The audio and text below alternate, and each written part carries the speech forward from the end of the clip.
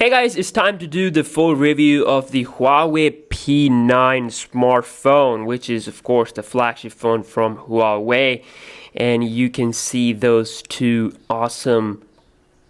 really awesome camera sensors on the back. So yeah, I've been using this phone for like 1 week now, and I think I'm ready to give you guys my honest opinion on this one. So I did make a separate video about gaming, and I did some couple of speed tests and all that. So first of all, I would like to say that this is the most affordable flagship that you can buy at the moment, and it is, the performance is absolutely top notch, and for the price it's definitely a great phone. So in my country this phone cost around $520, and I'm not sure that it will be like cheaper on Amazon, I don't know, but yeah, it cost just $500, okay, $520 to be accurate. And the S7 Edge, for example, like or the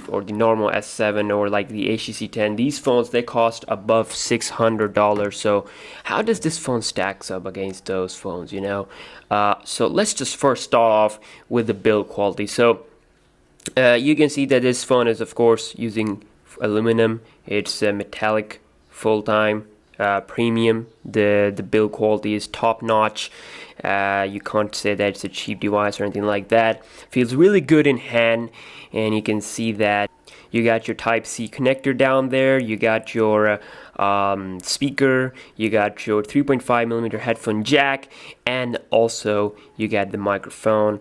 And on the top you got another microphone, and you get this SIM card slash micro SD card tray on the left, and also you got the power button and the volume rocker. Now this is having a really nice form factor. The size of this phone, really handy, and it feels really great in pocket. It's not gonna feel big in your pants or weird.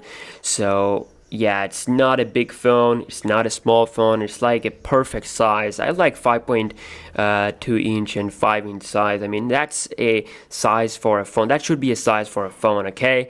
And for phablet, you can have the size for about like 5.5 inch. And I really like the power button, which is of course smaller a little bit, because of course so that you can't accidentally press volume button when you want to press the power button. So it's really great. Fingerprint sensor on the back works pretty fine. Definitely not the most fastest one, but still it's pretty decent. It's not gonna have any problem. So onto the display. This is a 5.2 inch display. It's 1080p. It's like one of the most brightest display I've ever seen. It's like really bright. I almost had like 500 nits of brightness. So the colors are good, and outdoor visibility is great. And yeah, it's 1080p. Yes, it's 1080p. Quad HD is nice, but 1080p will help you to get more battery life, and that is a nice thing. And you can even downgrade the display from 1080p to 720p in the settings for like more battery. Of course, I'm going to be covering that up in the tips and tricks video. So yeah, the battery is speaking of the battery is like 3000 milliamp hour in this phone. So the 3000 milliamp hour battery is the same size we have inside of the HTC 10 and the Galaxy S7, and those phones have Quad HD display, and this phone having that 1080p display, it's a big advantage, and that's why you get nice screen on time. And with Marshmallow, that dose mode thing going on, you're gonna get some excellent battery life, and of course you can increase the battery time by using some power saving modes and stuff like that. So overall, when it comes to the performance, this is actually the most fastest phone in the world. Smartphone wise, I can definitely say that without a doubt, because the Exynos version of the S7 Edge, I did the speed test. This phone was actually pretty neck and neck with that. So considering the price, that it's actually almost like $150 less compared to those phones, that is pretty killer. It comes with the Kirin 955 chipset, which is pretty good, with the Meli T880 GPU. You also get 4GB/3GB RAM variants. Now if you want like more storage, like if you want 64 gigabyte of storage, then go for the 4 gigabyte RAM variant, of course.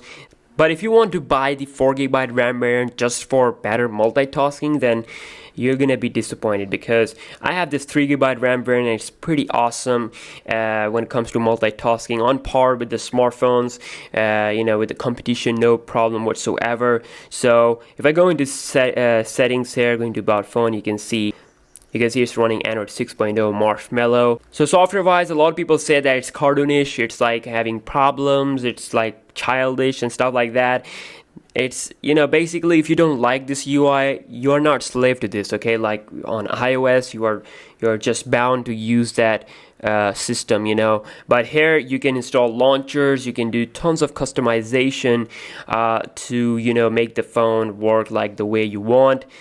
So definitely the UI is not a problem, but overall I do enjoy this. It's like a clean, easier and simple to use UI, without the app drawer. It's nice, it's not bad. And also, if we talk about the cameras on the back, and of course I'm going to be doing some camera comparisons also with the S7 Edge and the iPhone 6s and etc., all those phones, so please stay tuned for that. So the cameras on the back are we got dual sensor cameras, of course, 2 camera sensors. They are 12 megapixels. One of them is monochrome, and one of them is the monochrome, another one is the sRGB, so you get the best accurate colors, when you capture the photos. And I gotta say, I'm really impressed overall by the camera performance of this phone. Pictures are nice, the details and everything I really like. And also, it can record up to 1080p 60 FPS. There's no 4K, that's kind of a disappointment, but I'm sure a lot of people don't really want that 4K recording. Maybe for most people it may not be a big deal. For some people it may be. So it's just your personal preference, I should say. Camera UI is pretty nice. Finally, they have changed some stuff instead of just having like iOS type of UI. So now we have this really nice UI. When you swipe from the left here, you got the photo mode, you got your monochrome mode, which basically turns everything into black and white. You got your beauty mode, you got your beauty video mode, you got the HDR and other cool stuff, and you can even record slow-mo video. And if you swipe from the top here, or I should say from the right, you got your couple of different options, like you can change the resolution, timer, touch to capture, stuff like that. I should say the camera UI, they improved it, they changed it. It's now a lot more better than before. And also the sound, a lot of people say that you don't talk about the speaker in your reviews. Now for me, the sound is pretty decent, the speaker is pretty decent, not the most loudest, but it does the job done very well. You can see here.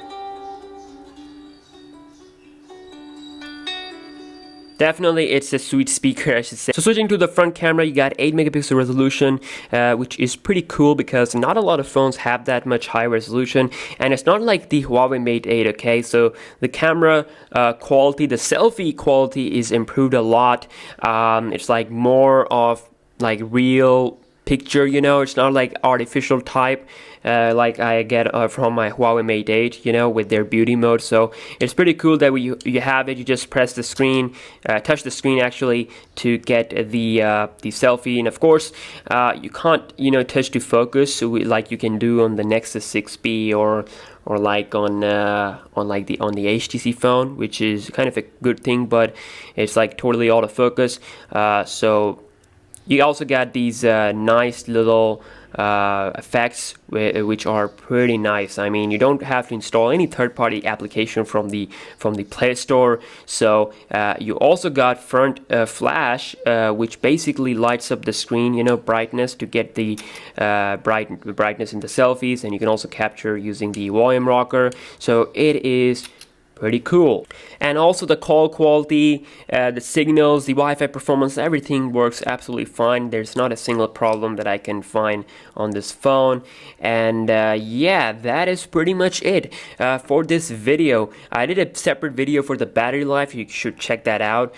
But just to highlight here in this video that you can get around 4 hours to 5 hours in between screen on time from medium to high usage. So that is pretty awesome. And one thing that I like about 2016 flagships is that all these phones have great battery life, and that is pretty nice. And hopefully we'll see more awesome phone in the second half of 2016. We got Note 6 coming up, we got the iPhone 7, so really important things coming in the future. And that's pretty much it for this video. If you guys want me to make like specific video for this phone, let me know in the comment section down below, any questions, and I will catch you guys in my next video. Peace out.